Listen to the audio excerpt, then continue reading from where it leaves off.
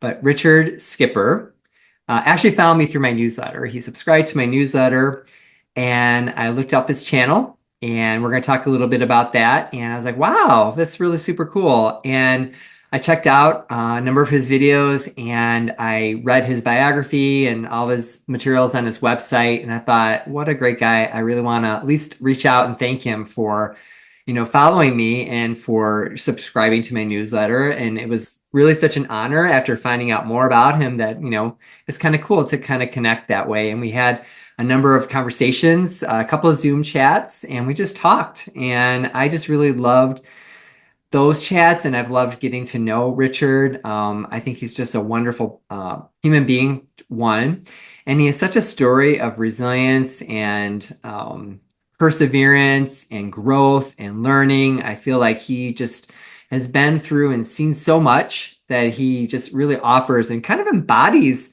that whole concept of what it means to have grit in life and to really find your place and to find a sense of belonging and to really just keep going at it. So a little bit more about Richard. Richard is originally from South Carolina.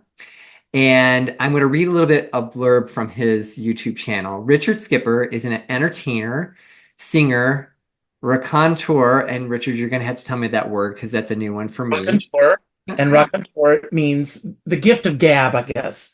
Perfect. Perfect. Yes, yes. I learned a new word. I love it. I'm going to use it in some of my writing in the future. Raconteur.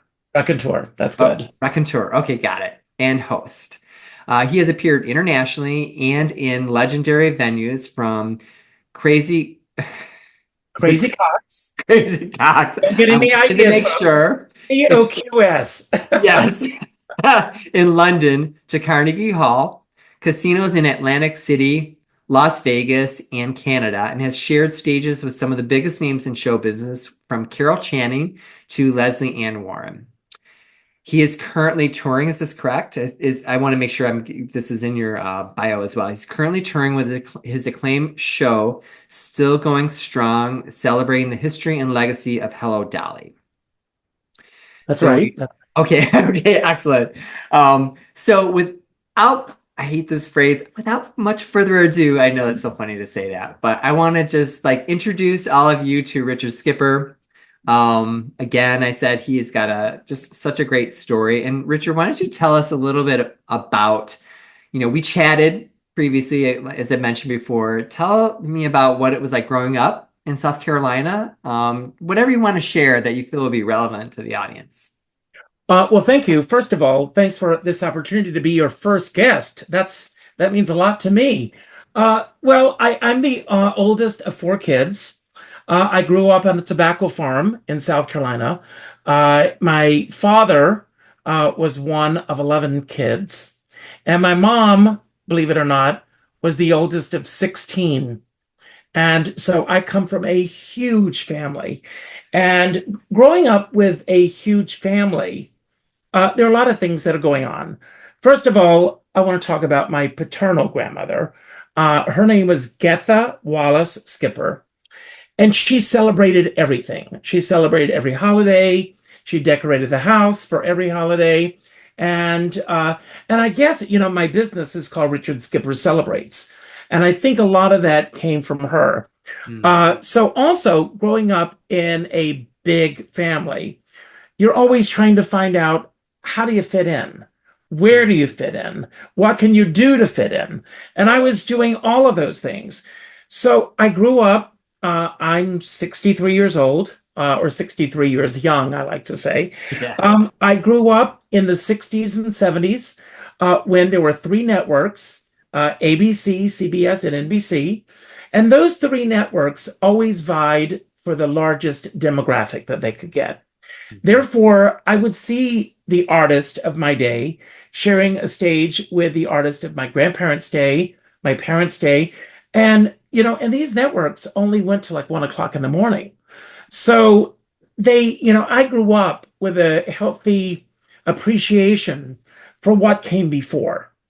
And from the moment that I knew what that world was like, or what I thought it was like, I wanted to be a part of it. I wanted to be in show business. And so I had a tape recorder when I was a young kid, and I would record everything I saw on television.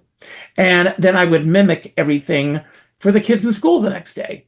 I used to say that the first house that I grew up in, we had a circular driveway and we had this great big porch, and we were next to a country church. And the only thing separating our property from the church property was a cemetery. I used to perform on the front on our front porch to the tombstones because that Oh. was a captive audience that wasn't going to go anywhere. And so I did, and it was like anytime I could get on stage, I would work to get on a stage. And then when I was 13, I ended up getting cast in MAME with a local theater company in my hometown, and there was no turning back. I was determined more than ever that this was where I was going to go. And how old were you when that you did that performance? 13. 13. And I Okay. was reading a book, which will tell your listeners and your viewers a little bit about me.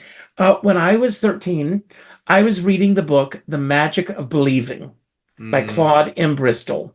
And in the mhm, book, he says, set your mind on a goal like a homing pigeon and mhm, go after it with dogged determination. And mhm, I don't know what possessed me at the moment that I read that passage, but it was August 5th, 1974. And I know it was that day because I closed the book and I announced to my parents that 5 years from that day, I was going to go to New York. mhm. And of course, my parents laughed at me. It was as foreign to them. I could have said I was going to the moon or Saturn or Mars, because it was just outside the realm of possibility. My parents, God bless them both, but they were born in my hometown. They grew up in my hometown. They got married in my hometown. They had children in my hometown, and they died in my hometown, which is, and I don't say this in a disparaging way to anyone who has that experience, but I wanted more. I had to have more. There had to be more than what was at my fingertips.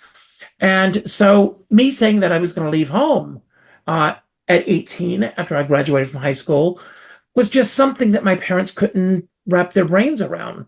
And it was something that, until, I mean, the day that I left, uh, my dad said to me, I'll see you in 3 weeks. Mhm. That was the cutoff point. He thought that after Mhm. 3 weeks that I would come running home. Mm. It's so amazing, like at 13, to have grabbed a hold of that book and to have really like internalized it and really set your mind that way. Because I know a lot of 13-year-olds probably weren't anywhere near that thinking about things like that. Not in my hometown, they weren't. I You know, didn't, I mean, I didn't really like know about like these personal development or positivity things. I guess I take that back. I know my mom was kind of really into like Norman Vincent Peale and all that stuff in the 70s. But I never really, now I'm challenging myself. I think I probably had a little exposure to it. I can is kind your of mom relate, but what's that? is your mom still around? Yes, she is. Okay, Yes. good. Thank God. Thank God. Yes, yes. But I never read a book. I don't think I ever read a book like that before. And definitely at 13 decided in 5 years I'm going to do this. Such a foreign thing to me at like that age. I mean, I was really like I at 13, I was dealing with all of the bullying and all the issues that I had and just wanting to just kind Well, of that run was going on things too. off. Don't think Oh, that it was. I bet. But that you had that forward kind of vision to Hmm. go away from it. Whereas I think for me, and for probably a lot of people, you feel like there's no way to get out of it, and I got to survive for today, and I'm never gonna, I don't know, I can't see myself anywhere else. And I think people can kind of get a little trapped in that, or it's reasonable to assume that because, like you said, you know, your whole family, they lived and died there and it just went on for generations. It gets set in there. So, Well, David, I really think that I am truly a product of my time. I Hmm. think I'm a product of the different parts of the life that I mean, when I look at my life and what has changed in my life in 60 years, it blows my mind. I mean, when I came to New York, we didn't have social media. We didn't have, I mean, one of my first survival jobs in New York was working for an answering service, a theatrical answering service. We didn't, and the actors that were part of this service, they all had beepers. Yeah. And if an agent or casting director called for an audition or something, it was my job to beat them. And what did they do? They would rush to the nearest payphone and call the green room answering service about their auditions and everything. We didn't have phones and social media that we carried around with us all the time. And you want to know something? I miss it. I miss what that world was like Hmm. because you would, I mean, I don't take my phone with me, even to this day, to a restaurant. I don't take it with me to the theater. Most places that I go, I leave it in the glove compartment of my Hmm. car. I even, when this interview is over, I will be shutting down my computer and my phones and everything for the evening because I feel that it's become such a crutch in people's lives. And, would I have met my husband? We've been together almost 34 years. Amazing. Would I have met him if my face was buried in a phone? People that I've met standing in line at theaters and going to shows and striking up a conversation with someone at the next table in a restaurant. I mean, this sense of communication has changed so drastically. And if I had social media when I was 13 years old, would I have made the leap to come to New York? I don't know, because Yeah. perhaps I would have been able to find opportunities closer to home or Hmm. in my own backyard or any of those things. Yeah. But those opportunities were not available to me. Hmm. So I had to go. I had to leave if I was going to go after the world that I wanted. Yeah. It's so true. I think, well, a couple of things. I want to say when you said 34, I actually was reading a little bit about Anna Wintour this afternoon. For whatever reason, I was just curious. And I think she's been with Vogue, like the editor or whatever, like for 34 years. So that number just stood out at me. So around the same time, you were starting your careers. Right, right, right. And the other thing is like with social media, yeah, you may have been able to find access to things, and I think or you may have been comparing yourself too. I feel like the comparison is so extreme, and things so easy, quick, and fast, and the attention span is so low that it's really hard to do any kind of deep practice or to really integrate things and to really ponder and slow down things where you can take it at a pace where you can actually progress in certain areas and where you Well, I can mean, think really about embody this. it. I mean, I don't know how old you are, but when I was growing Old. up, what was that? Old. I'm a lot older than you are. But when I was a kid, um, at 6:30 in the evening, or it may have been 6 o'clock, at this point, but um, my parents, my mom was normally in the kitchen cooking. My dad would come home from work and he would watch the CBS Evening News with Walter Cronkite. And Mhm. so all of our neighbors, all of our friends, everybody we knew got the same news. That was it. The newspapers, there was a local newspaper, and then there was a state newspaper. They both printed the same news. So we would sit down, we'd watch the news, we'd have dinner, and then after dinner, we would watch mindless television, Bewitched and Bonanza and The Flying You said Monk. Bewitched is mindless? What? Yes. But Very advanced. you didn't have to. The the worries of the world were not on our shoulders 24/7. Mhm. Yes, the Vietnam War was going on. Yeah. Yes, the Stonewall Rebellion happened in 1969. Civil rights, all of that was going on. Hmm. It got that compartmentalized for the most part into a 30-minute soundbite every night. And so people were not obsessed with the news the way we are now, and Hmm. we were not having it bombarding us 24/7.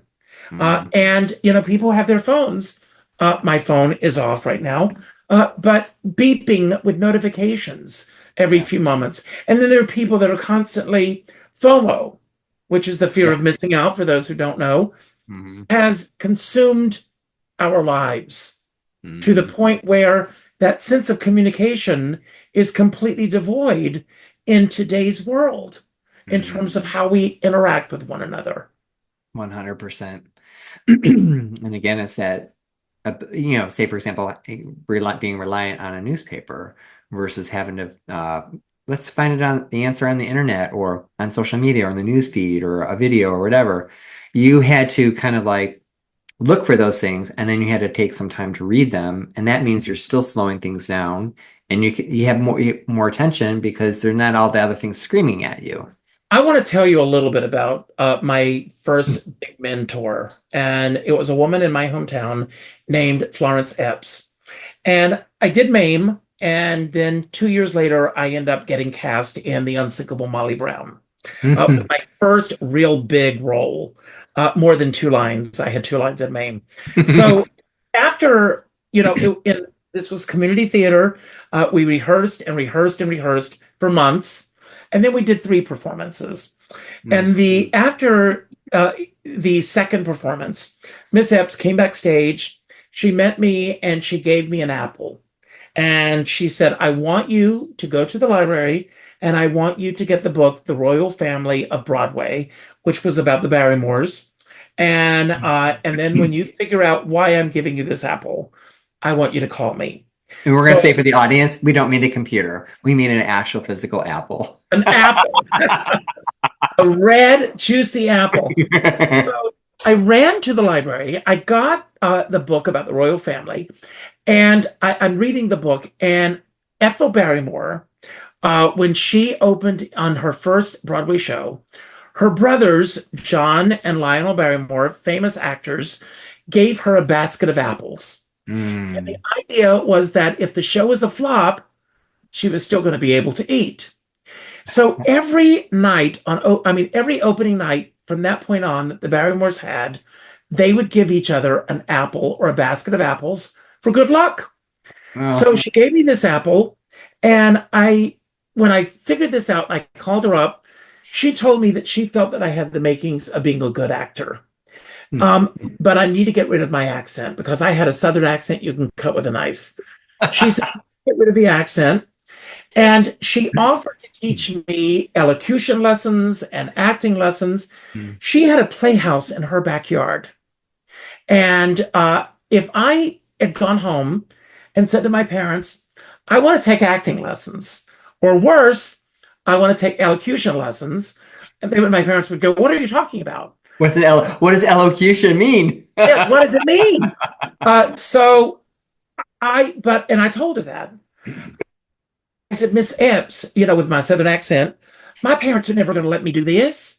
And she said, well, let's figure something out. So I did errands for her. I mowed the lawn. I raked leaves. We didn't have leaf blowers. I raked the leaves. I worked in her garden. I washed windows. I did, whatever she needed me to do. Hmm. I would do it for an hour. And then we would go into the backyard, into a playhouse, and we would read from the classics. We would do scenes from plays.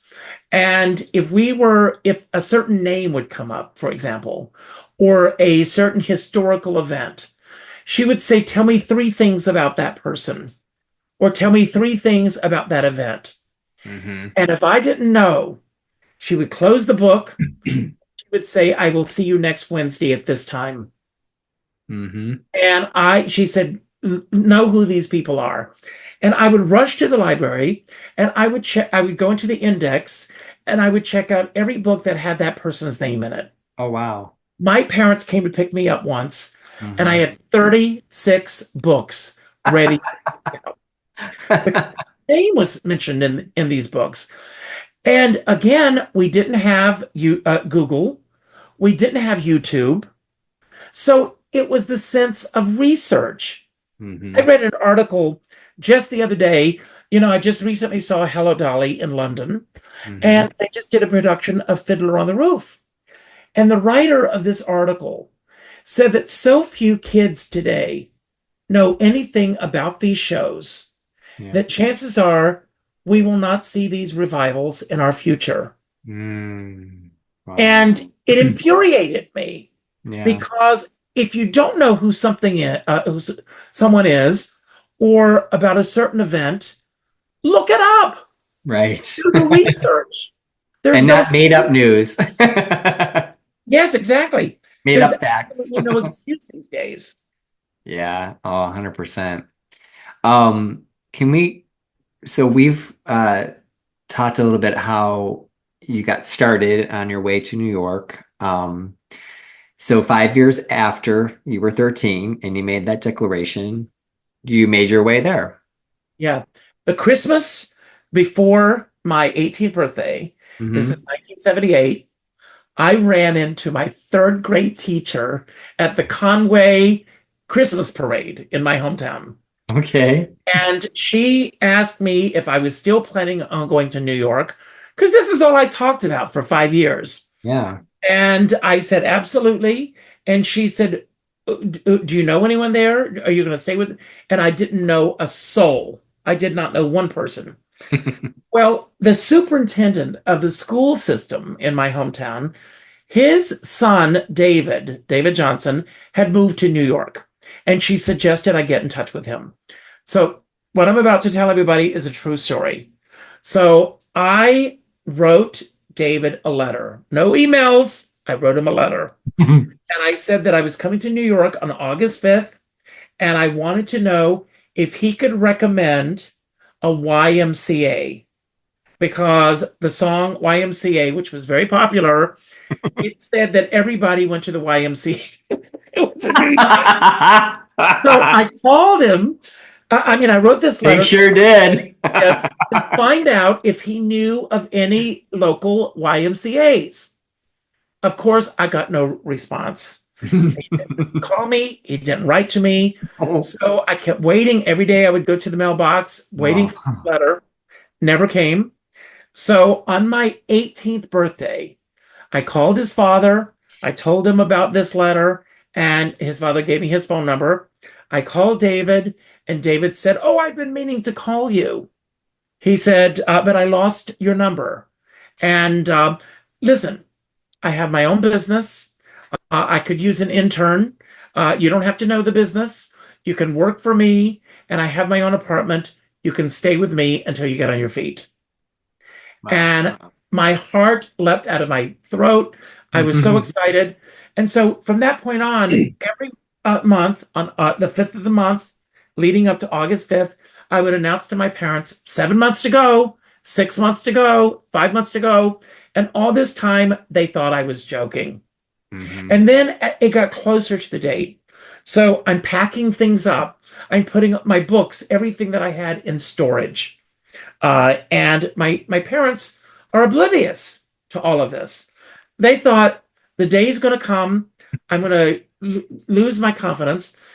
On June 10th, 1979, I called Piedmont Airlines, Hmm. which doesn't even exist anymore. Called Piedmont Airlines. And when I tell you about all that I've survived, it's no longer around, I could make a list. I called Piedmont Airlines, and I said I did have a credit card, that I wanted to get a one-way ticket to New York. Imagine this in today's world. You can't get a ticket. You cannot get an airline ticket without a They credit, question why you're going one way too. especially when you're going one way. So I went in, and it was $86.75. That was it. Hmm. And I went into my dad and I said, I need to get to the airport. I need to get a ticket. And my dad said, I'm not doing this, because he said, This is crazy. I had saved up the money, and I said, well, I'll get there somehow. I went out in front of my house and I started hitchhiking. And a car pulled up with a woman, who said, where are you going? And I said, I'm going to the airport. It wasn't even a real airport. It was an Air Force base. And in Myrtle Beach. And I said to her, I was going to the airport. She says, I'm going to pick up my husband, jump in the car. Can you imagine? Yeah, my goodness. I mean, No. it was like doors were opening for me. So Hmm. I went to the airport and I got a one-way ticket and I hitchhiked back. And when I came in with that ticket, and I said, here it is. It's like the golden ticket in Willy Wonka. I'm going to New York. Again, my parents they laughed. You Yeah, know, yeah. some people may think that it was cool or whatever. I don't look at it this way at all. It was just outside of their wheelhouse. They Hmm. just did not know how to respond to it. Yeah. So August 5th, 1979 arrives. I get up that morning and I call David and I said, I just want to remind you that I'm going to be arriving at the airport. And he says to me, I'm not going to be able to pick you up at the airport. What you should do is he said, take a taxi from Uh-huh. LaGuardia Airport. The apartment was at 86 and 2nd Avenue. I don't know how well you know New York, but it would cost a fortune today. Yeah, yeah, But yeah. my next door neighbor, Mr. and Mrs. Mike Cacharo, and Mike and Marion, when they heard that I was going to be taking a taxi, he was a taxi driver from Washington, D.C., Oh, and wow. they panicked. They said, oh my God, you're going to get to New York. They're going to see that you're fresh off the turnip truck. You can't do this. What you need to do is take an airport shuttle. And they said they're called airport limousines. Mm-hmm. Mm-hmm. So I get to New York. I get on the plane, first of all. The Hmm. last thing I remember hearing is last flight for LaGuardia Airport. And I took off like a bat out of hell. I don't even think I said goodbye to my parents. I just ran. I got on the plane. I got into my seat. I had never flown before. I had never been out of my hometown. I had Wow. never slept in another bed except at my grandparents'. I had $500 in my pocket. I Hmm. got on this plane. I fastened my seatbelt and I burst into tears. Oh, I wow. was scared to death. And it was Yeah. the first time that I allowed myself to be Hmm. I allowed myself to be afraid. Yeah. I didn't know what I was going to. So I get to New York, I get off the plane, and I see a sign that says limousines. Are you following me? Hmm. Yes, I am. So I go up and I bought a limousine, $67 to get to David's apartment. And I'm standing there and a black stretch limousine pulls up. You I gonna go to was the so out of it. prom? I was so out of it at that moment that I thought, who sent this limousine for me? You know, not realize I just paid for this. Hmm. So I get in the car and from LaGuardia to their apartment, going along the east side of Manhattan, which was a very different New York from what it is now. Most Hmm. of the buildings were burnt out. It was August 5th, 1979. It was the hottest day you could imagine. I bet. Kids were playing in the fire hydrants. Hmm. Um, and I had imagined a New York of breakfast at Tiffany's and Sunday in the park. Those were what I envisioned. And people breaking out into song and dance. And people breaking out into song and dance. It was Taxi Driver. It was Midnight Cowboy. It was Speedy.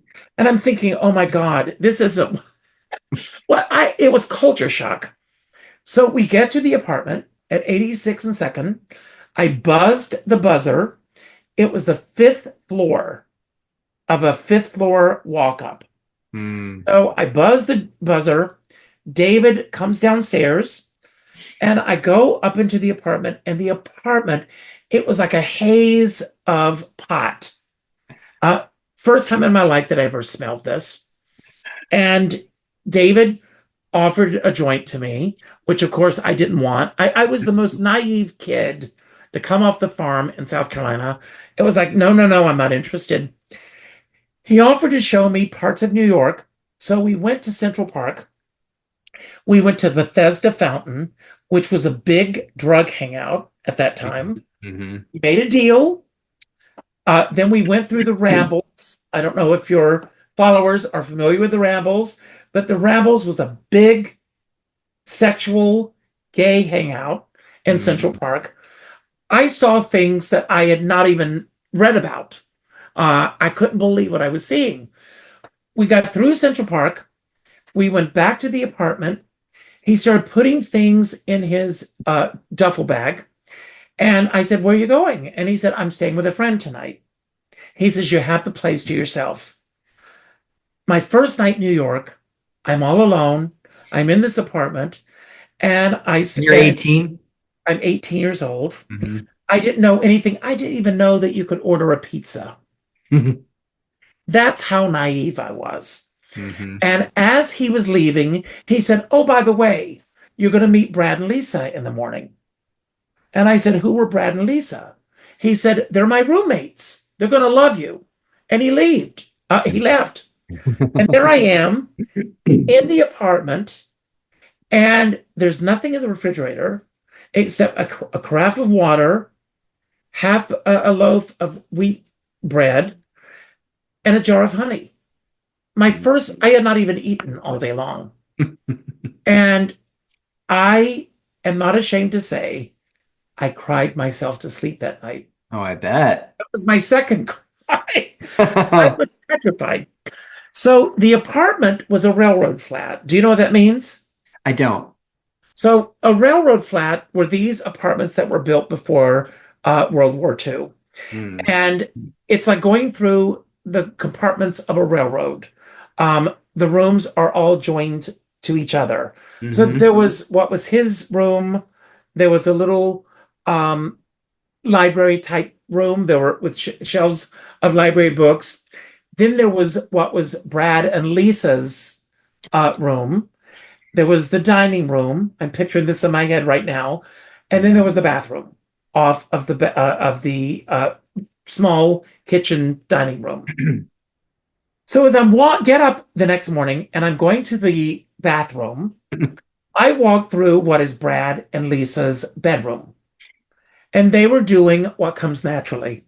And Lisa Not looked up. sleeping. What was that? Not sleeping. They weren't sleeping. Lisa, can I be a little graphic? Yeah. She's on top of him, and she looks at me and says, "What the fuck are you doing here? And who are you?" And Brad says, "Well, hello there. And I am David's new roommate." And she said, "Over my dead body." And I thought, oh my God, I go into the bathroom and I, my third cry. And I am in the bathroom sitting on the edge of the bathtub, trying to figure out what am I going to do? And then Brad comes and he knocks on the door and he says, "It's okay. You can come out." And we sat at the table and Lisa said, "We don't have room for you here. I don't know where you got this idea that you can live here." And I said, and I explained, the 5 years that I'd been corresponding with David and everything. And she said, "Absolutely not. You're not going to stay here." It wasn't their apartment. It was a sublet. And then Mm. when I told her that I was going to be working for David, they laughed at me because David was a temp. And I didn't even know what that meant. So I go down to meet David downtown when they told me where he was. We went to a local diner and I said, "Why did you lie to me?" He's, "Well, if I told you the truth, chances are you wouldn't have come here." So Mhm. those doors had opened for me, but I didn't know where I was going to go. I mean, was I going to be thrown out on the streets? Yeah. Would I have to go back to New York? That to me did not seem like an option. When you said temp, he was a temporary tenant or is it Was temporary? he was working for a company as a temporary employee. Got it. So I, but David said, "Don't worry, I'll take care of Lisa. We'll make sure that you have a place to stay until you get on your feet." So when I came up, David, there was a paper in New York at the time called the Village Voice. Mm-hmm. And on the back page of the Village Voice were all the classifieds. And he said, "I want you to take a red marker and I want you to go through all the classifieds and everything that says no experience necessary, circle it and contact them for a job." Hmm. So one of the first ones that I circled was to be a messenger down in Wall Street.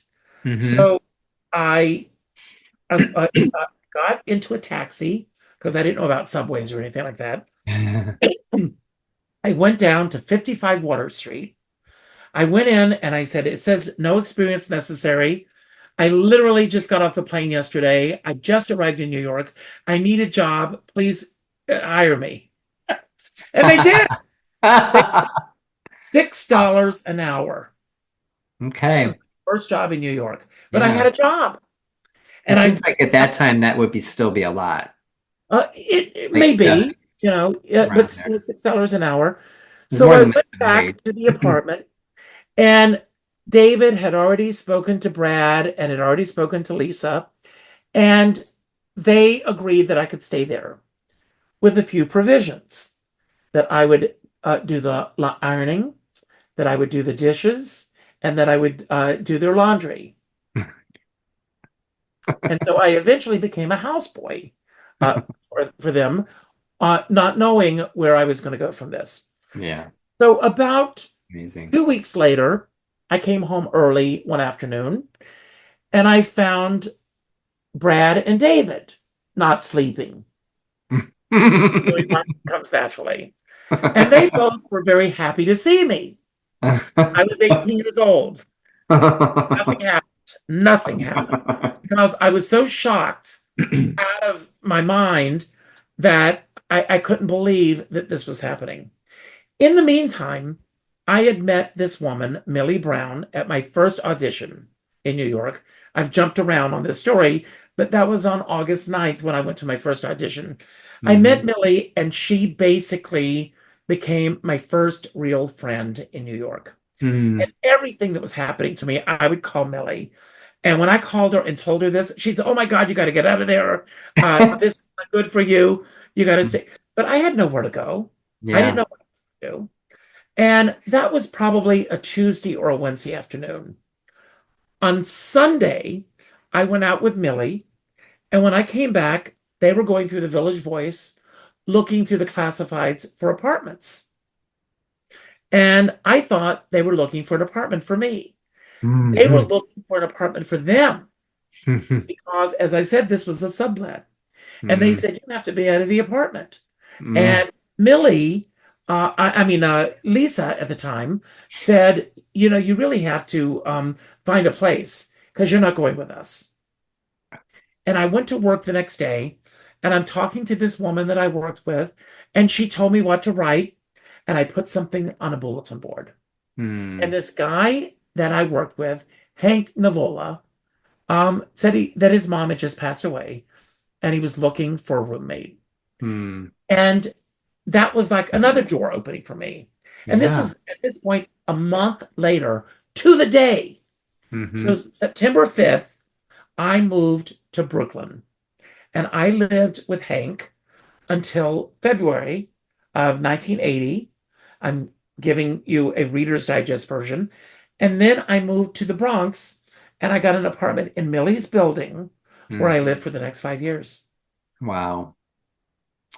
As you're telling me this, I think about different things. So going back to when you had kind of made that declaration when you were 13, and really from that point until the time you left and then departed with the airport, the whole countdown, telling your parents this is going to happen. Now it's not 7 months, now it's 6 months, now it's 5 months. That whole mindset that you had, you just really just held on to that it's like you imagined it, you visualized it. People talk about this kind of thing. And this has actually happened with me too. When I've really been zeroed in on something, things actually do line up, and it's amazing how that happens. But a lot of people, they fight against it too because it just seems like it's like, how can that happen? Or that sounds hokey, or the universe and this kind of thing. But I feel that you really do can really line up and focus and keep progressing. And I think it's really important for gay men in particular who are really struggling with all kinds of things. I'll never find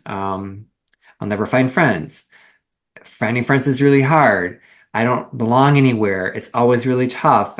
Everyone is like this. All these like global kind of proclamations that are so easy to make sometimes when you've just been traumatized in life, or you've been beat down. You're like told you can't do these things, or you're wrong, or you're going to hell, all that kind of stuff. But having like that particular mindset is so important to moving yourself forward and really making decisions. I know, like for me, when I was deciding to come out, it was like a little bit of a process, but the moment that I kind of really locked in on it, in its own way, things kind of lined up, not perfectly, but I was able to kind of find people who could help me through it. And so, especially if you're like the perfect example. I mean, you grew up in South Carolina and you have no one around you who knows anything about outside of that town, doesn't really know the world at large, definitely doesn't know about being gay or any of these things, because there's so I many did. there's so I many. I was the most naive, I was the most innocent Yeah. person to ever come out of the state of South Carolina. And I feel like this is something that a lot of guys can really relate to, especially if they're in these small towns, small farming communities, isolated, they're not in urban areas. Mhm. Um, you know, Clearly, the world gets a little smaller with social media and apps and things like that. But with all the struggles and all the fears of actually being on those apps, even then it can be really limiting. How do I find and how do I make decisions and change? Mhm. And deciding that whatever those circumstances are for you and where you want to go, once you kind of make that decision, you're not limited to staying where you are. You don't have to stay in a place that beats you down all the time. I know clearly in other countries that's more difficult, but even then, I feel like there are ways and avenues to kind of move outward. I'm actually listening to this really great audiobook that reminds me of this. It's called Can't Hurt Me. The author is David Goggins, and it's an amazing story of this black man who grew up in really harsh circumstances in Buffalo, New York, Mhm. and was beaten severely by his dad. His mother was beaten severely. I mean, they had to. I mean, it was. He witnessed like two murders. I mean, it's just really.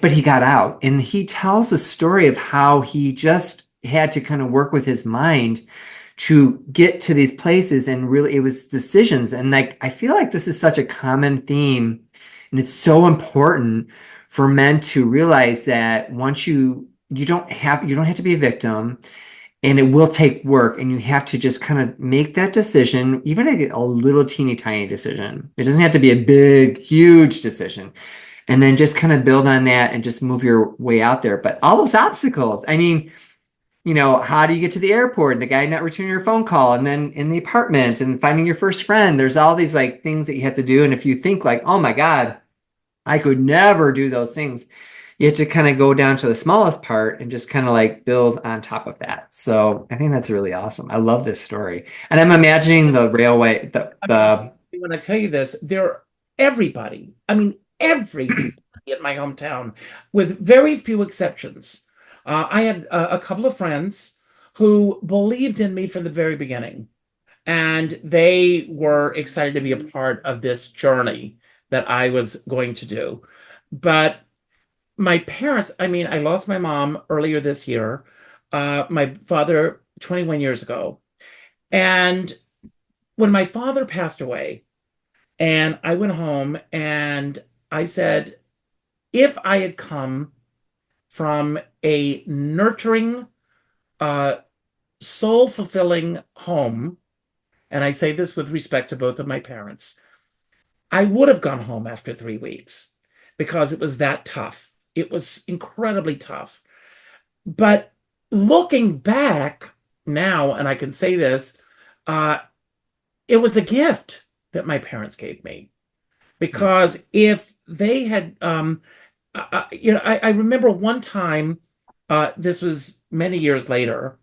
I went through a series of roommates. I was ripped off.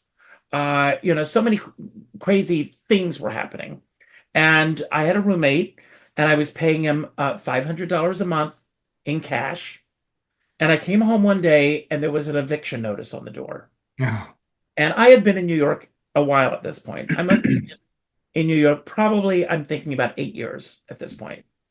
And I called my dad, because I said, I may end up on the streets. I need you to help me out. And my dad said, I will send you a one-way ticket to come home, Mm. but I am not playing into this game of yours. Mm. And how you have been over a year in New York at that point? Oh, and it was 8 years at this point. 8 years. Oh my gosh. And literally he's still wanting you to come home. Wow. Right. Still. And I said, I'll figure it out. And I hung up on it. Hmm. I said, I'll figure it out. And I did. Hmm. I found what they used to call them SRO hotels, and with a bathroom down the hall, mostly drug addicts that, need a place to take but I had a room that I Hmm. could lock the door, and I was able to continue to live in New York until I could, find a place and get on my own. Hmm. But a couple of things that popped out. There's a great writer named David Edsel, and he's written books about positive thinking, and that positive thinking doesn't exist. And it's true, positive thinking can only go so far. Hmm. If you have an AA card, AAA, and your car breaks down, and you go, I believe somebody's going to come and help me. But you don't make the phone call, Right. or you don't reach out to those people who can help you. Hmm. You can sit there for a long time. You get the ball. And so positive thinking can only go so far. Hmm. You've got to take the action steps that go with that. It's And true. most people are thinking, well, what if, what if, what if, what if? That's not me. I make up my mind and I do it. You Hmm. know, with my friends, friends will say, oh, it's been a long time since we've seen each other. Let's get together. Saturday night, I'm going to see a show, and my phone rings. And it's a friend of mine that I haven't spoken to in a long time. And I said, is there any particular reason why you're calling? And she said, no, I'm just calling to say hello. I said, well, I'm actually not far from you. I'm in your neighborhood. I'm Hmm. seeing a show. What are you doing after around 8 o'clock tonight? The show is at 6:30. Said, nothing. I said, let's go to dinner. She says, great idea. I'll call Cliff, her husband. And Hmm. we did it. It was a spur of the moment. She didn't think, well, let me see if I can make this happen. Let's do this. Are That's there the other things that are happening I could be missing out on? right, right. And that's the way that I live my life. That's a flow. I will say to my friends when they say, oh, I haven't seen you in a while, I'll go pick a date and a time and let's get together. And you did that with me. I did that with I'm you. like, I'm taking that challenge. Yes, here's the date. And that's, and life begins when you say yes. Yeah. Hmm. That's it. Say yes, and then figure out how things are going to happen. And How am I going to make this happen? we're so After, similar that way too. It's interesting. I'm sorry. I said I feel like we're very similar in that respect. And it's like because I will like I want to see what the road is. I want to like I will say yes and I'll open the door and I'll just take it further. But I notice that there are so many people who have to think about things and they think about things and I'll get back to you and I'm not really sure. I'll let you know. And you're like perpetually on hold with these people. And I feel it's so sad because I'm like, I want to learn growing on this journey and I'll just see. And what a great coincidence that we run into each other. And oh, and you invite me over, I walk into a restaurant, you're sitting at the corner of the bar with your husband and like you invite me in to eat dinner and I don't have to think, oh, I got to do this, got to do this. Oh, here we are, we're meeting, we're going to do it. And I feel like if everyone lived that Let me way, give you an example. We're yeah. going to do a little role playing here. So you run into me, and I go, "We're having dinner tonight. Why don't you come over?" And then you say, "Well, who else is going to be there? What are you serving? What time? How late do you think we'll be there?" It's like, And those questions I've gotten when I've asked people. yes, It's so interesting. It's like, what do you mean? I'm yes. inviting you. I have a And friend. trust me, the other people there will be fabulous too. I have a friend, and it is impossible to make far-reaching plans with this person Hmm. because they are always. Um, I do believe it's fear of missing out. I don't want to commit to that. I'm the kind of person. I'm very involved in the New York City cabaret scene. I go to see a lot of shows, and I will post on Facebook, "I'm going to go see this person tonight. Who would like to join our party?" Hmm. And some people will jump on it immediately. Other people want this friend. Well, I don't, I may not want to sit with that person, or I may not want to. Let me tell you something, and I don't want to get morbid here, but a dear friend of mine passed away over the weekend, Mm, 67, mm. right around his birthday. Oh, wow. And he was in the midst of living his life. Mm, None of us know what tomorrow holds for us. true. And one of my favorite movies is The Music Man. And Mm, there's a scene in The Music Man where Professor Harold Hill asked Marion the librarian to meet him at the footbridge. And she ends up showing up. And she says to him, "I almost didn't come." mm, And he said, "You can spend a lifetime collecting tomorrows only to find out you have no yesterdays." mm, And I want to have more yesterdays than possibilities of tomorrow. mhm. That's the way I live my life. That's the way I've lived my life from, as long as I can remember. Yeah. Um, just make things happen in your life. Mhm. It's so And, true.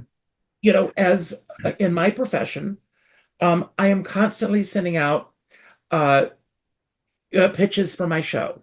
Hmm. I have a show on Sunday in New York.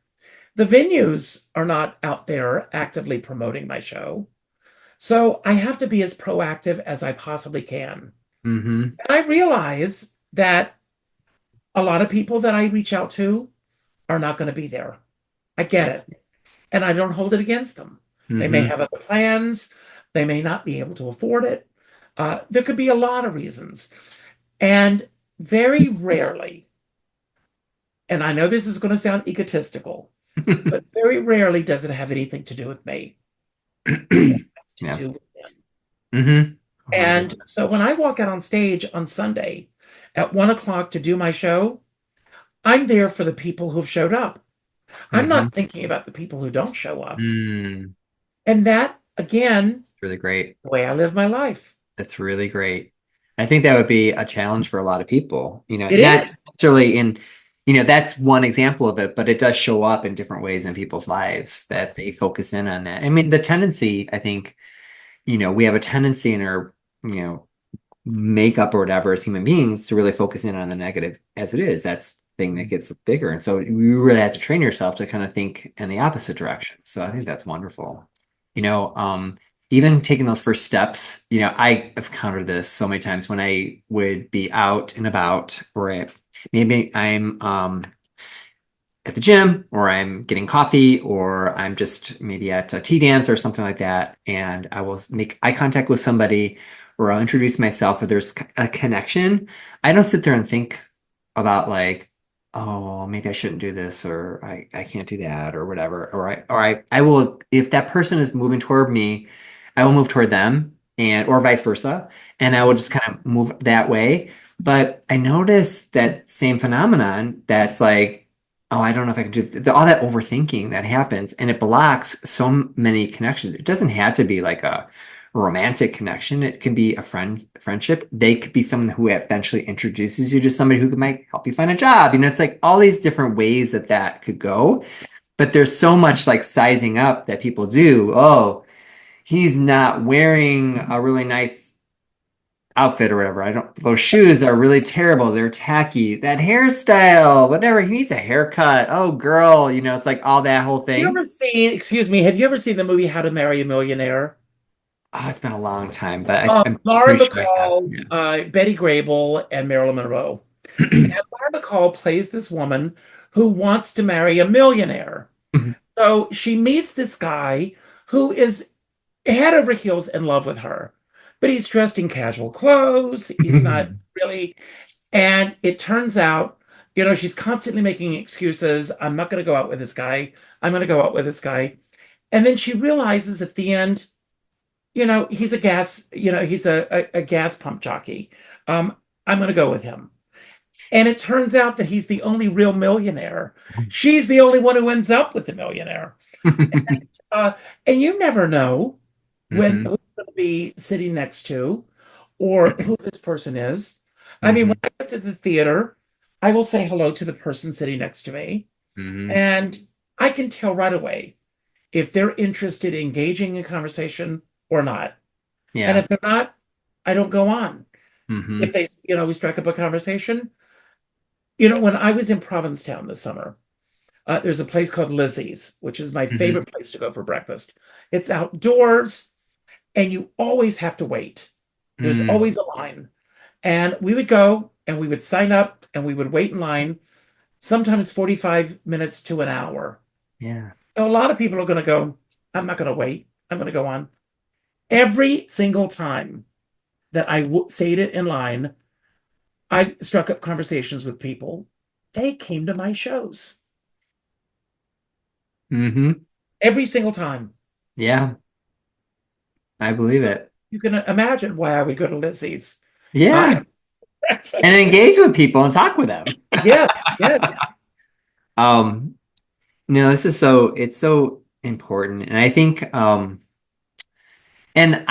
in full disclosure for myself, I go through periods where I really struggle with this sometimes too, especially post-pandemic.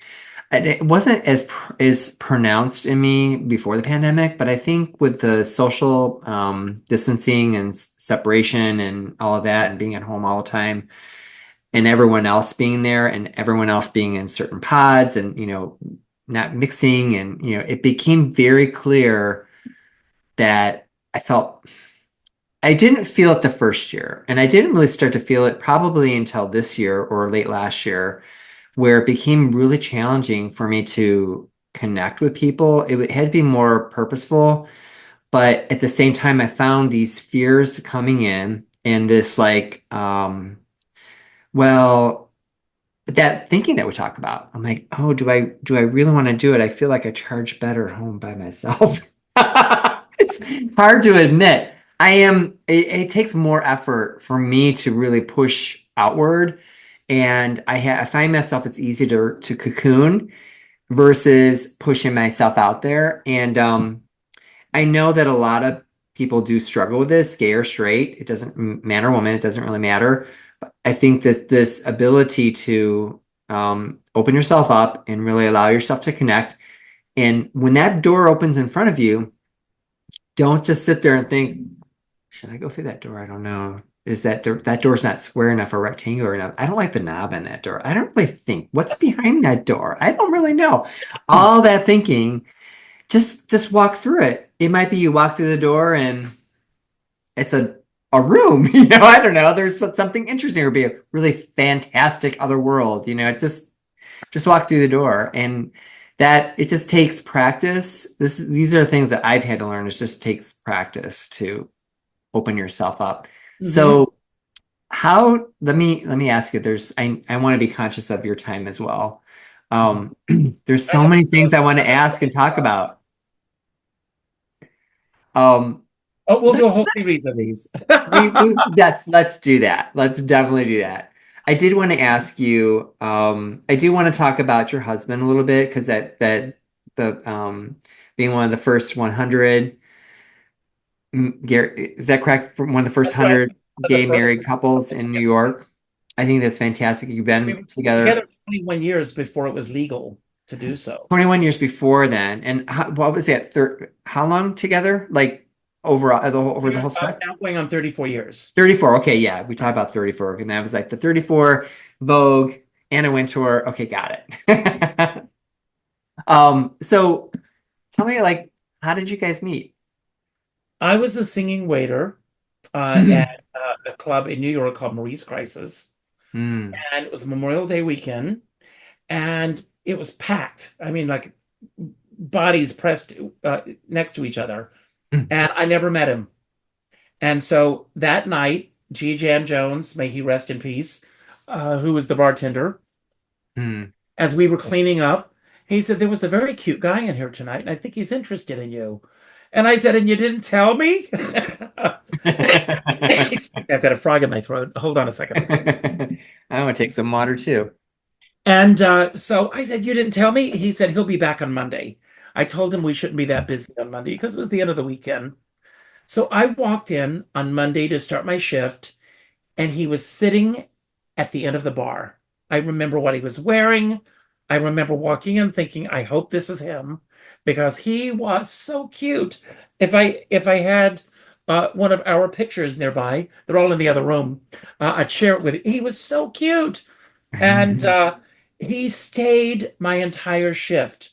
I got off at 4:30 in the morning, and then we went for breakfast. And we sat in this diner and we talked till 7 o'clock in the morning. You can't even do that anymore. There are very few places like this that are even open that late anymore. Yeah. So we sat there till 7 o'clock. And then he said, I'm exhausted. I've been up all day. And he said, where do you live? I lived right behind Columbia University at Mm. 119th in Amsterdam. And he said, I can drop you off. I said, well, where do you live? And he said, Rockland County. Never heard of it. Where exactly is that? He says, well, it's north of Manhattan on the other side of the George Washington Bridge. So he drove me home. And Mhm. I said, listen, you've been up all night long.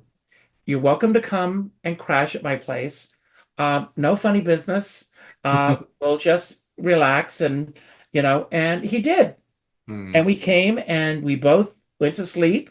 And he got up around 1 o'clock in the afternoon and said, I got to get home, but here's my number. I hope we'll stay in touch. Mhm. Um, like half an hour after he left, I get a phone call. There was a show off Broadway at the time called Nonsense, which was a Mhm. big hit. I remember. And a Yeah. friend of mine was working on the show and said, I've got 2 tickets for tonight. Would you like to go? And I said, yes. And I called The him door up. open. Yeah. I called him up and I said, I got 2 tickets tonight to go see Nonsense. Do you want to go? And he said, sure. And he came back into the city and I we went out that night. We saw the show. We went out to dinner. We had been together since the day we met. Mm.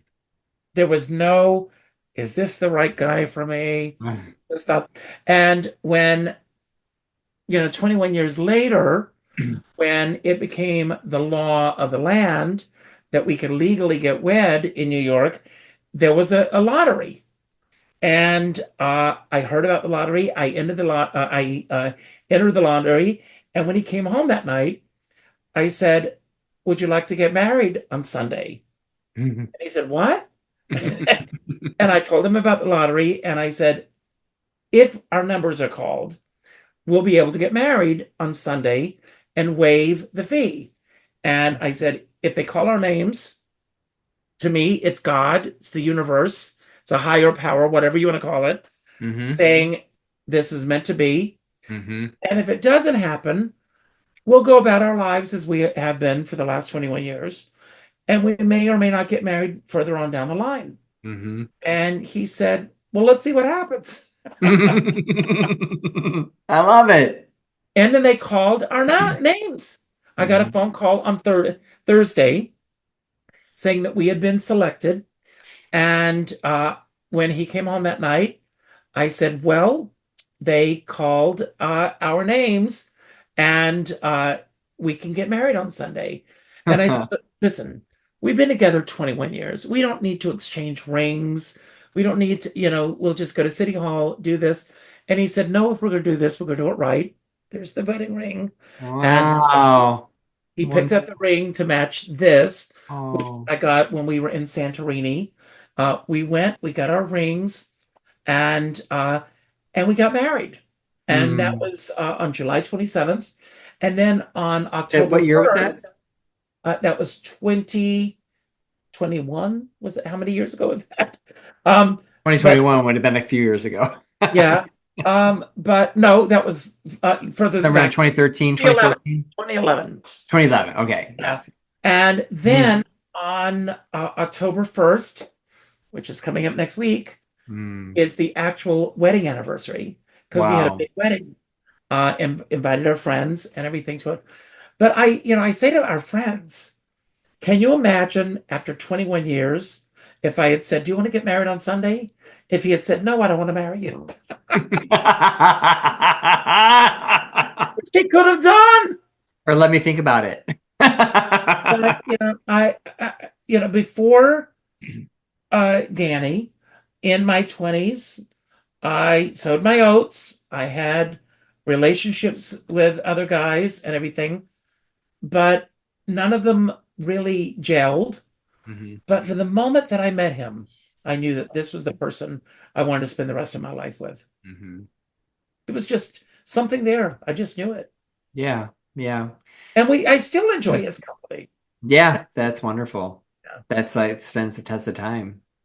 Yeah. I always wonder if one person can really sense it and feel it, and maybe both parties can sense and really feel it, and then it can, I don't know how to say it, like the overthinking that comes in can somehow stifle it unnecessarily. Like sometimes I wonder if that happens, Mm. Well, where you he feel it had, and you know it, and then it can you just kind know of it. stifle. He's 7 years older than me. Hmm. Our coming out experiences were pretty similar.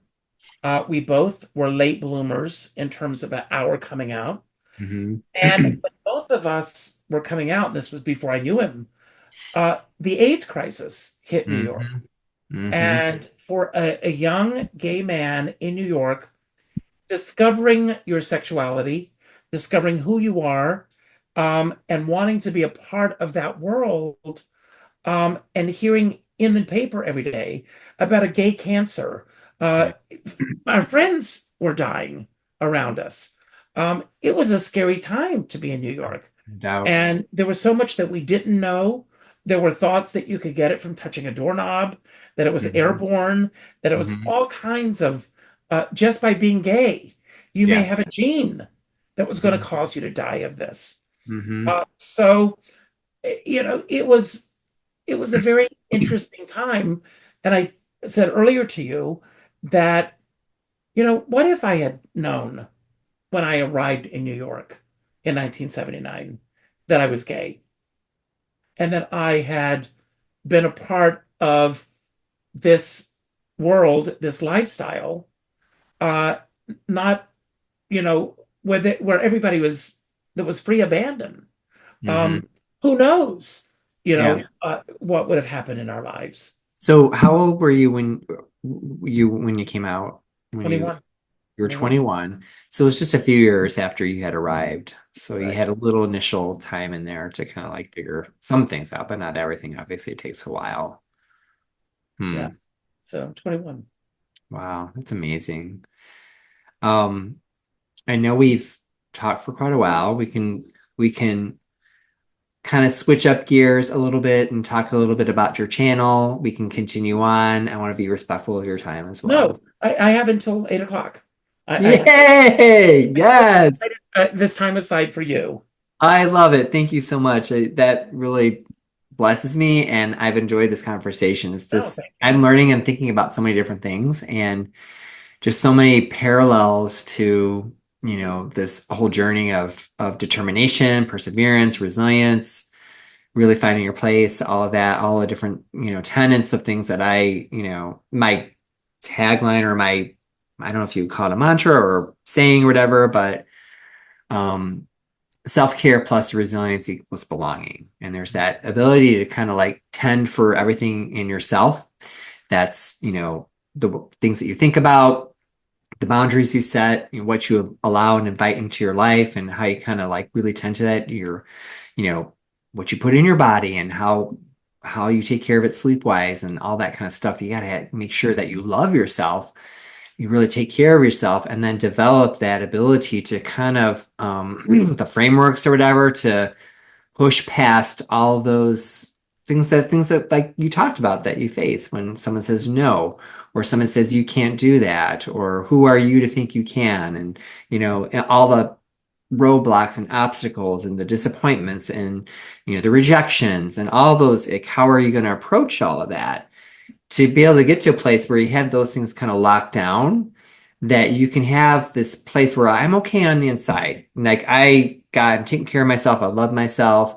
And those things that come at me, I'm in a place where I know how to kind of, you're not going to be necessarily a master level necessarily, but you can kind of deal with them when they come your way. And then you have that. So you're not going to lean on someone to, like, say, for example, you find people that you like, or you find friends, or you find somebody you want to date or whatever. You're not going to lean on them. Please take care of me, or lean on them. Tell me what to do. Lean on them, because then you're going to drive people away. You're going to be like, stay away from me. I'm not going to like be your mother, your dad, or whatever. I'm not going to try to take care of you. You have to learn how to do these things, find your place so you're not driving people away. You can connect with them. You don't have to run like they're a vampire, just like, get away, like. I'm live in a very intense world. The show business, the theater, it's a roller coaster. It's the one profession you can study for it, but because you study acting doesn't necessarily mean that you're a great actor. It's all a matter of timing and the people you know. There's a great book called It's Not What You Know, It's Who You Know. Mm, And it's the people that we encounter in our lives.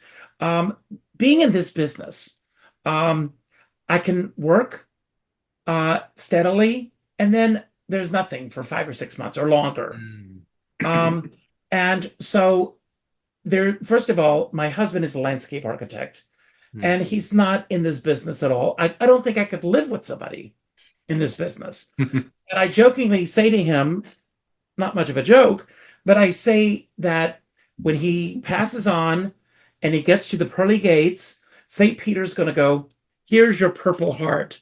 You've earned it. Because it's not easy living with me. It's mhm, not easy living, with I mean, I can be as resilient as I want to and as ambitious as I want to be and all these things, but it all boils down to whether that person, whether you are going to say no or yes to me. mhm, Yes, I'll come see your show.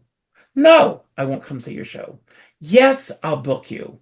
No, I won't book you. mhm, Yes, I'll think about it. No, I'm not interested. mhm, That's There's not a person in this profession. I don't care what level you're at.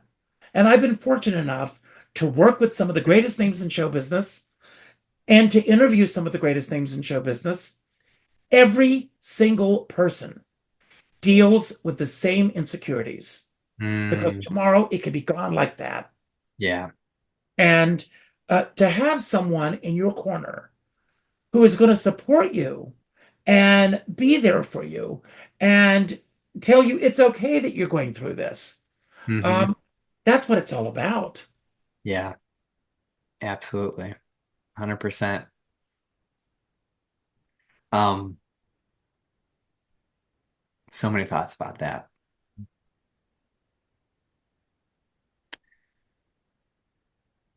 That he wasn't, he's a landscape architect and you're in the business. I mean, there's a compliment that happens there too. And I feel like that also goes hand in hand. I love it. When I look at our lives, and I knock on wood, I consider myself very, very fortunate.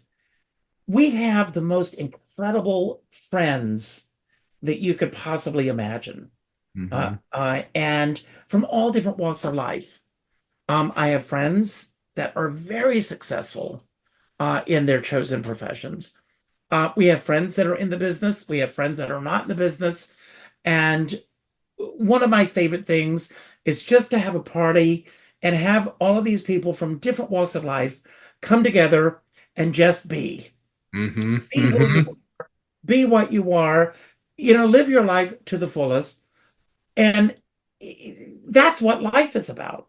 I love And the it. reason, to get political for a moment, that there's such a friction in the country right now is because, and it happens on both sides, Hmm. um, that Yeah. people try to dictate how other people should live their lives. Hmm. It's more prevalent on one side than the other.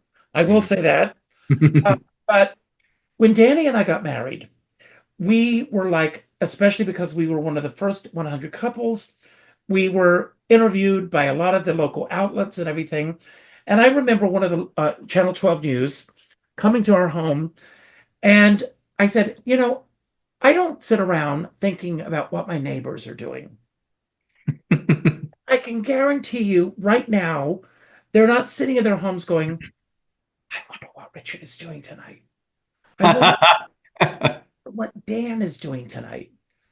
Because if you're leading a full, authentic life, you don't have time to think about what your neighbors are doing. Preach. Preach. I will preach.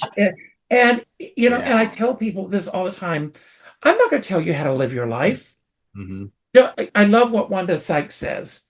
If you have a problem with gay marriage, don't marry a gay person. You know, and it's Good. one of my favorite things Yeah. because what is it in our culture that makes people so in in what's the word I'm looking for? So invested in Yeah. someone else's life. Hmm. Yeah, true. I've never understood it. I've never understood it even from childhood. Why No, it's a lot of upbringing, a lot of cultural society, churches, doctrines, all that kind of stuff that kind of play into it. In a sense of power and ego, you have to kind of to prove that you're on top or you're wrong, I'm right, kind of thing. And it's really sad. And I feel especially sad to how much of a degree it's gotten recently because people are really longing for connection. They really want this ability. There's so much loneliness and so much disconnection well, the that disconnect we. happening, my belief, is because a lot of people are operating from a point of fear Mhm. instead of a feeling of optimism. Yeah. And when Yes. people feel that something's going to be taken away from them, Yes. or people feel that something they're going to have, this person's going to have more than me. It happens in my profession. Hmm. Oh yeah. I, Scarcity. I have friends who would never divulge a casting director's name or uh, a producer's name or anything because they're afraid that I may get the job and they won't. Hmm. Well, Yeah. I can't do what you do, and you can't do what I do. Hmm. So why have this fear? I mean, the casting director wants to cast the right person in the Right. job. They're Hmm. not casting somebody because they want to get at somebody. Right. And, so, Yeah. And if you they're know, not the right person, they won't be the right person. The next person will be. So it really won't really matter. Yeah. Yeah, but it's true. that's true of, I said the other day, someone said, I don't like the choices we have in terms of who to vote for. So I might not vote. And for everybody out there who's sitting on the fence, this is what I say to you. It's like going to a Chinese restaurant and saying, I would like to have a taco. I would like to have an enchilada. What are they going to say to you? That's not on the menu. This is what's on the menu. Yes. Order from the menu Hmm. and then figure out later whether you like it or not. But Yeah. be knowledgeable as to what your decisions are. Hmm. Um, Going back to the the fears and the sense of, I feel like there's like a sense of, it doesn't even necessarily have to be, I want to say this, going into like, I encounter this all the time, especially when you're a small community, small gay community, where when there's an environment where it feels like there's a lot of lack and that there's only so embarrassing to say there's only so many men to go around because everyone else is taken and I'm in you New gotta York. push on to them and then you gotta find them and you can't admit it's this whole thing. And I feel like it can be super damaging. And it's not just like relationships, it's friendships too, because there's these strong groups that form that just will not let you in. And it's like, I'll tell you something that it's, really blows my mind.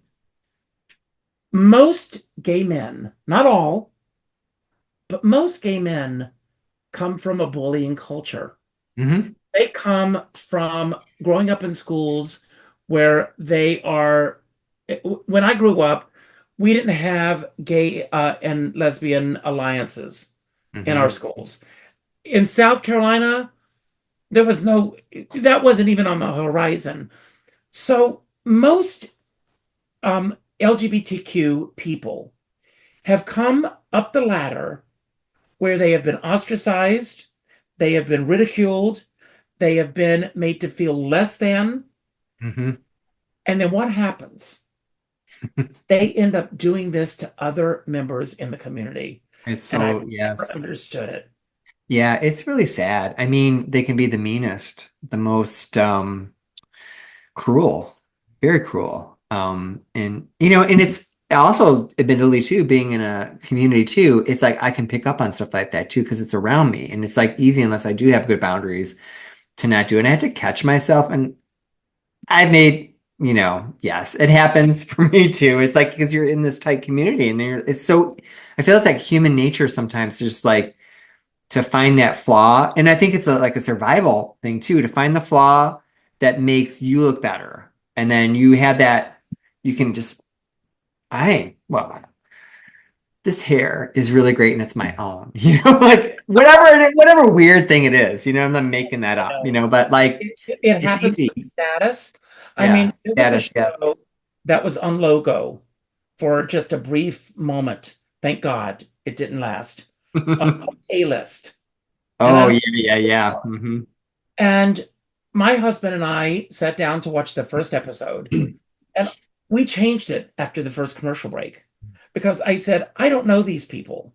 Yeah. These are not the people that we have in our lives. Yeah. And yet, Logo, which when it first started was supposed to be a network to celebrate our community.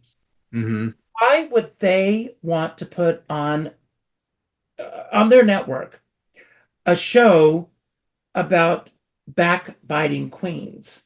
And Yeah. I know that for some people that may be entertaining, but it's not who we are, not all of us. Agree. And to put that out there, I think it was a huge disservice to our community to even get this show on the air.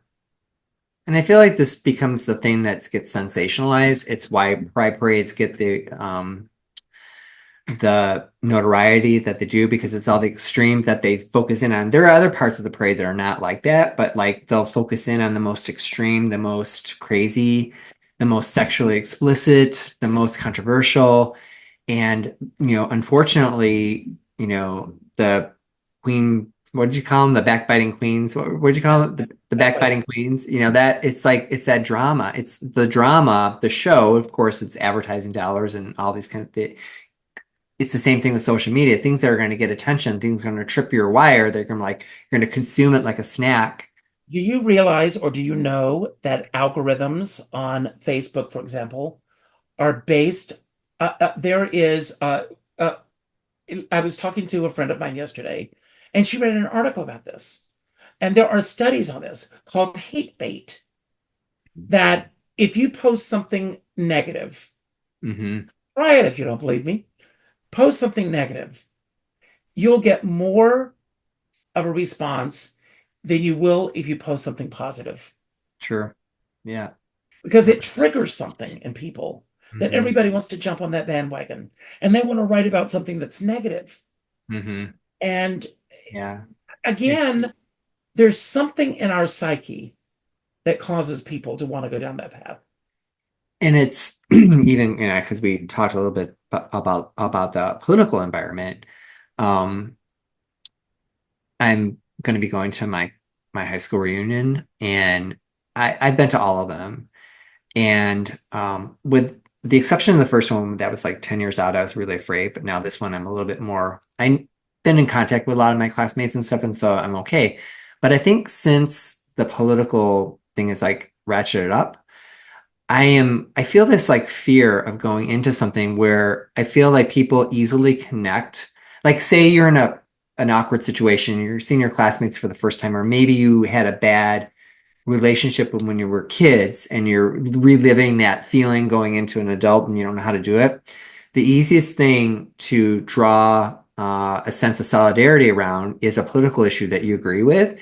And so you have this like thing, yeah, I believe that too. And then there's that immediate connection. It's a false, I feel it's like a faux connection. It's false. It's not really a real authentic connection where you've been through something together and you have that or that knowing with one another.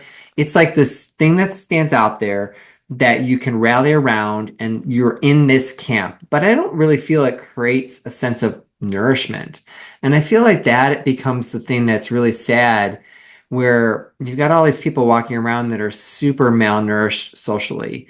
And they really want to have that connection. I can't remember if I shared this with you or with somebody else recently, but with 9/11 recently, I have the anniversary having happened. I remember years ago, I was, this is like, I think a week before 9/11 happened. And I used to hang out with these people on Sunday nights. We would go, there was like maybe about 8 or 10 people, and had the couple had a big home and a big kitchen and a big table, and we would all make dinner together. One guy was always making all his Italian dishes, and people bring the side dishes, and we're all together. So we did this whole communal thing, and then we all sat down at the table and talked. And I remember it was a beautiful September weekend. I remember thinking, oh, this is just so wonderful. What a wonderful memory. All of us together. I really want to live like this all the time. Da, da, da. And then the following week, the whole towers came down. And I remember feeling scared all the time. I didn't want to sleep with the lights on. I mean, the lights off. I was like, I couldn't like, and that whole fear thing just came in and disrupted it. And I remember like I always think about that moment, like the previous were all this connection, all this belonging, and then the fear and the division that happened. And obviously it was a different time, but it was like the world got rocked, and all of a sudden there was uncertainty around everything, and you didn't know what was going to happen to you. And I feel like now we're like in this place where it's really difficult to find that place where you can feel safe. But when you're saying you have people from all walks of life, that you know all these people in the business, out of the business, you come for dinner, catching up, all that's life. You're moving along in the flow of life. And there's this whole, I feel like that reminds me of that moment that I had before 9/11, where I was with all these people and we made dinner together and we had this thing. And there was this sense, there was no like, who's going to be there? What are you making? Is it gluten free? I don't like sugar. All these like the reasons why that they can't connect. And it's like the thing that they want. It's just like chill out. We'll find something that you like. So just come together. And if everyone had that approach where they don't rely on these external crutches of politics or religion, that's another thing where it just becomes like this thing that I have to know if you're a good person or a bad person. I have to know if you are believing what I believe or don't believe. Because if you don't believe, I don't believe in you. Mhm. Silly. And it's like, but I came out of my mom's womb, and I had diapers, and I had all these ways of growing up that were very similar to yours. And I feel like we've been through there's enough commonality in our stories, and there's things that we're interested in that are nothing to do with religion or politics, and we can like find a connection and we can just be together. And that whole thing like we were saying, people are so overly invested. And I feel like they want to like have this, no, that believe that they're in this camp and you're not in that camp and you don't belong. And I feel that happens. It's a weird thing with human nature, even like in the community. It's like you were talking about the A-listers too, because that, that's another dividing thing. It's like, are you someone that I can really associate with or not? Are you economically someone I can associate with? Do you travel like me or not? Versus like other kinds of things other kinds of interests or likes, or even just talking and connecting. And it's so sad. And I feel the more that happens and the more that social media drives those algorithms drive the hate, and that becomes like they glom onto it and like yes, yes, yes, and it's really easy to get baited because I've been close and I'm like, I don't have to see that and I'm just going to remove that. Like I don't want to be brought into it because I need to stay in this place where I have to just kind of, it's hard though. Like this year the last year has been really hard to kind of put that up for myself. And sometimes I do just decide to stay in because I'm like, I don't know what's out there. I want to go out there. It's too scary. And I Well, find my way. I had a friend a few years ago, and she worked for years and years and years on this musical about the life of Liberace. And one day she just had a massive heart attack and dropped dead. And my first thought was, was it worth it? Was it worth it? She was so driven. Maybe it gave her the joy that she needed in her life. But when I would call and say, Barbara, let's go and do this. Oh, I can't tonight. I'm working on a deadline. I can't because I'm working on this. I'm working on this. And that was the last 5 years of her life that I knew her, that getting together for anything was hit or miss Hmm. because of that. And when I look at these people going through life with their anger and their frustration and the constant pointing fingers, Hmm. again on both sides, folks, Right. It's um, true. I I wonder, is it worth it? Hmm. Is it worth it that you are not speaking to your neighbor? Hmm. Is it worth it that you're not speaking to your family members? Hmm. Is it really worth it that you would be willing to throw everything away because of the political leanings of a quote unquote leader that Hmm. you want to follow hook, line, and sinker? Hmm. Yeah, I know that I'm aware of people who are very, very strong in that camp. And I know them as human beings, and I've interacted with them socially. And I have to just like, because part of me, when I see some of the things that they post, are so appalling and shocking to me. Like, because I know them as a human being, and I'm like, I But wish I what didn't this know that does about is, you. and I want to give an example of something that just happened here. What this does is it shines a light on who these people are. Hmm. And I always go back to Maya Angelou. When people tell you who they are, believe them. Um, and it's right there in the open. Hmm. I live in Rockland County, New York, and there was a woman who was a teacher for many, many years, and she's now on the school board. And she, um, right after the second assassination attempt on you know who, somebody made a joke about it, Hmm. and she hit the like button. And now there's a whole movement to get her removed from the school board because people were appalled and offended by her hitting a like button. And we have to be very, very careful. We as individuals should define our politics. Our politics should not define us.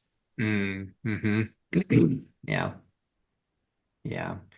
And a lot of it has to do with identity too. Like if you don't have a good, solid identity in who you are, and there's a vacuum, you need to kind of fill it with something. It doesn't have to necessarily be, it could be politics, it could be your religion. I know I hid behind that for years before I came out. Like I was really super conservative. I mean, all kinds of. You'll have to interview me sometime. I'll tell you all the funny things that I did when I was a conservative. Absolutely. But David, you are a product of everything that has brought you to this point. Sure. Yes. I Yes. am a product of everything that has happened in my life. Every Hmm. one of your viewers, every person who reads your blog, they Hmm. are a product of what brought them to that moment. Hmm. And but we have to be uh, flexible enough to say, wow, he just said something that I never thought about before. I'm willing to look at my life through a different lens. Yes. And it's when we go, oh, this is who I am. This is the way I believe. If you don't like it, screw you. Leave my Hmm. house. I never want to see you again.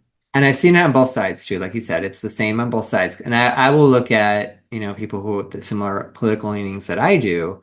And I'm like, wow, you just baited that person. Like, Yeah, wow, you just said you're out. I'm like, that's interesting. Like, you kind of like brought that energy to the whole conversation. You didn't have to.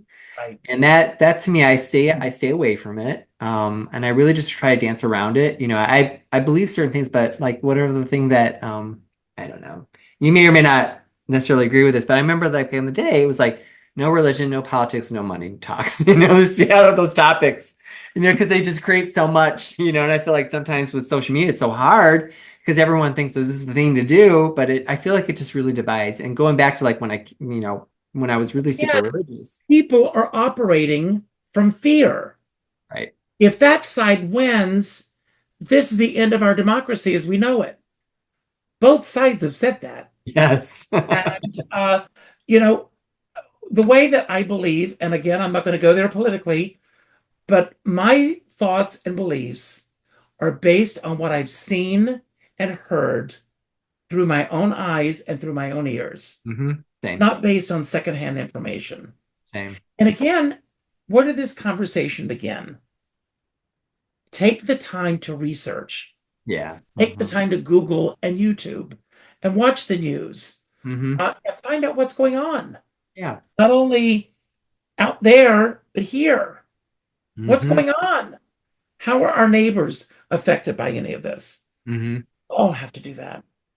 Yeah. And when I mentioned I had religion kind of became, people have different facades. They have different things that they put up, because maybe they need something external to them because there's a lack of self-acceptance or they want to belong. Like a political leaning can be there. You're religious, if you're a Christian or if you're whatever, like whatever religious, you're super spiritual, you're a yoga ascended person. I don't know what the things are, But but again, this is what they've been taught to believe. yeah, yeah. Because there's nothing like until you have that like sense of like grounding in who you are, it becomes like the thing that you need to put up in front. And so I was really in a quandary whether I was going to go to this reunion or not. And I decided to, I talked with, I have this little conversation with ChatGPT to like ask all these questions, and I'm been kind of going on this thread about this whole thing about like what I believe about all this. I'm like, I think I approach this, if I approach it with a sense of curiosity, I could like kind of navigate around things that are around me. If I come at it with a certain framework of of curiosity and learning and really just understanding, not necessarily to be swayed one way or the other, but really kind of know the human being that's there. If that comes up, it doesn't have to necessarily come up or not. Well, in my own case, I 1979, my 40th class reunion was 5 years ago, and I went. Hmm. First time in since graduating from high school that I went to a class reunion. Mm. And it was the most exhilarating, thrilling. I could tear up thinking about it. Yeah. Because Hmm. there I was with my husband. Hmm. Uh, I don't want to tear up. I'm there Yeah. with my husband in South Carolina, of all places. Hmm. And everybody, I mean, every single person, well, everybody knew me in high school, but every single person was open and friendly. And I wasn't able to I was performing in California this year. Otherwise, I would have gone to my 45th class Hmm. reunion. Hmm. Um, Go in with an open mind and know that if you feel uncomfortable, you can always leave. Exactly. I would say all of the reunions that I've been to have been completely just as you described for yourself. They were all very exhilarating. Like I really, I feel like people still, you had to wrestle with these fears too, because you know that too, that in the business, you have these fears, you got to learn how to like kind of, Well, it's like that I'm the master of the fears, not the other way around. when you audition for a show and you walk into that room and there are a panel of people, there could be somebody on the other side of that table who goes, he reminds me of my former husband. She reminds me of my former wife. I didn't like her. I don't want that energy around me. It has nothing to do with that Yeah. person. The flip side of that coin is that the amount of money that is invested in a Broadway show, in a movie, in a television show, in music, they want it to succeed. And therefore, they want the best person for the job. Yes. And it's true of everything we do.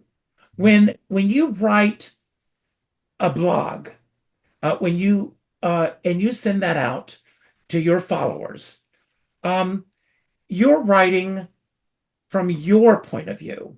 Yes. You're not writing to impress any of your readers. If they are impressed with it, and if they go with you on this journey, that's the icing on the cake. Right. I have no control over whether or not an audience is going to like me. I don't. All I can do is be prepared and know that when I walk out on that stage, I'm going to give the best performance that I'm capable of giving at that moment. And I can't compare it to my last performance. I can't be Mhm. about my next performance. It's that moment. And this is all we have. And this And is true of every single yes. day of our lives. When we walk through that door to go to work, to go to the gym, to go to the supermarket, only you are in control of how you are going to react to the people and circumstances that you encounter. 100%. And I'll say that my best writing comes when I'm writing from the heart and flowing and not worrying about all the different things. Because I could write worrying and thinking about that, and the writing is not going to sound right. It's going to sound kind of like forced or whatever. And I'm sure there's someone who could perform and still forced, and it feels like they're acting and they're not really in the role. So I feel like there's probably some similarities in that respect. If you're not really like letting it come through you versus like I gotta control it and it's gotta do this code thing. You talked with me about that like last time we talked, just Yes. like letting it happen, don't get so worried about it, just because there is some anxieties that come along with like planning content and doing videos and writing a newsletter and all that kind of stuff, and you have the ups and downs. Mhm. Relatively unknown at the moment and still have the ups and downs, you have to deal with it. We don't know. We don't know what tomorrow holds. Yes, true. We have no control over it, but Hmm. be prepared. Absolutely. Just be ready. When I get up in the morning, I, I am a spiritual person. I have a little prayer that I say each morning that I be open to anything that comes my way Hmm. and that I respond to it in the best way that I can possibly respond to it. Do I Yes. always, come out smelling like a rose? No. I've said things that I've regretted the moment it Mhm. came out of my mouth. Yeah, me too. Me too. Well, I know we are close, like a few minutes of the time. Dinner started because So we do have to do another part two, I think, because there's some things I want to talk that we haven't talked about. But I do want to say to everyone that you can find Richard on his YouTube channel. It's Richard Skipper Celebrates, and he's got a massive channel. Like a lot of the people only follow you. thing to do is Google me.